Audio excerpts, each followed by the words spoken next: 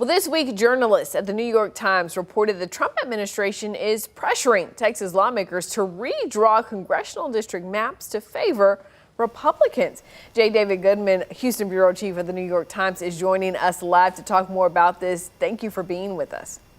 Oh, thanks for having me. You know, David, I think people hear this headline and they go, wait a minute, what is happening here? Tell us what you guys learned. Well, so there was an emergency meeting on Monday evening in the Capitol of the Republican delegation from Texas.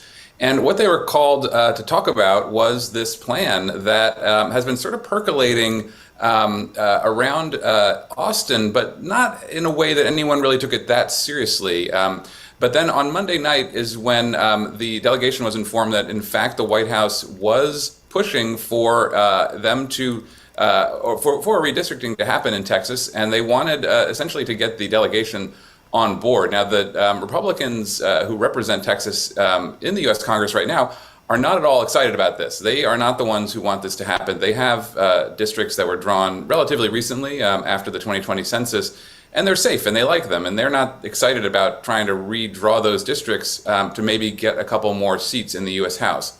But that seems to be the goal of the White House. And when we approached the White House with this story, someone close to the president told us that the White House was looking for a ruthless approach to this potential redistricting. So a little bit of a tension there between the congressional Republicans and the White House over this plan. Let's talk about just how practical something like this would be, right? In Texas, lawmakers redraw the maps every 10 years after the census. Those maps are then certified in the following legislative session. Again, we have a legislature that meets every other year. I mean, how realistic is this even? I think it would be a heavy lift. Obviously, it would need the governor to call a special session if they want it to happen this year, which is apparently what the goal is. They'd like it to happen, if it does happen, before the 2026 midterm elections. But it would be a real fight in the Texas legislature. And the last time we saw something like this, it was essentially unprecedented in the state of Texas. You know, Representative Tom DeLay forced through a redistricting in the mid-2000s.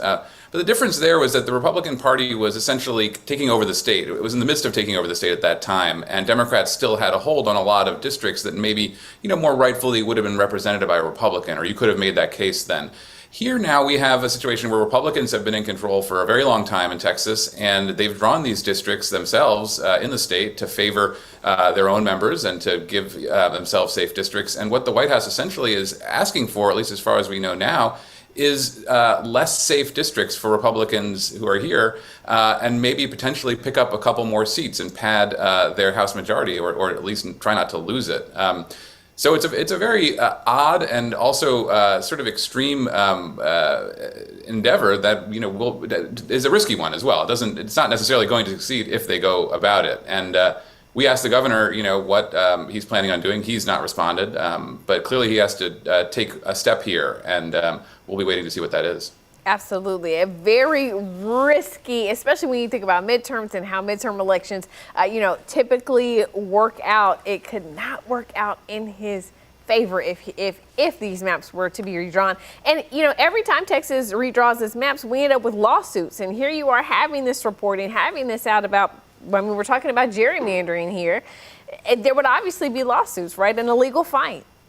Oh, absolutely. I mean, there's already a lawsuit that has not been resolved yet over the maps that were drawn after the 2020 census. And so we have a court case that's actually currently going on in El Paso, where those maps have been challenged by Black and Hispanic organizations who say that those maps from 2020, illegally disenfranchised, or at least did not disadvantage them in the districts that they drew. And so obviously there would be another round of lawsuits if this new effort were to go forward. And already you have the Democratic House Leader Hakeem Jeffries saying today that the Republicans better be careful what they wish for, because they may actually end up empowering Democrats further, that these districts, they may draw the line so closely that in a 2026 election where Democrats might be, motivated to go out to the polls to vote against President Trump, you might see some kind of blue wave like we saw in 2018 in Texas. And so it is a very risky idea, and one that, we'll see if they go forward with it.